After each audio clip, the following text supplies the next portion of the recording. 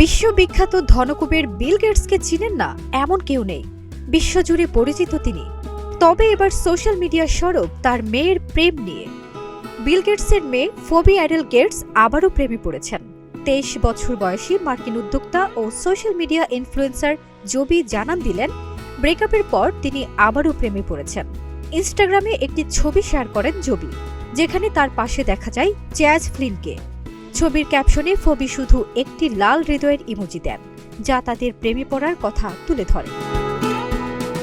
ছবিটি পোস্ট করার পর ফবিকে স্বাগত জানিয়ে মন্তব্যের ঘরে একজন লিখেন, প্রথম ভালোবাসা আবার ফিরে এসেছে, দুজনকে ধন্যবাদ।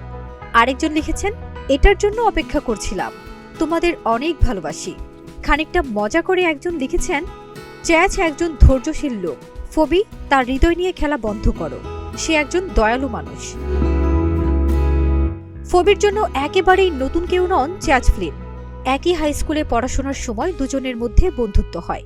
অল্প সময়ে সম্পর্ক ছিল, অনেক বছর পর সেই হাই স্কুলের বন্ধুত্ব যেন নতুন করে প্রেমে রূপ নিল।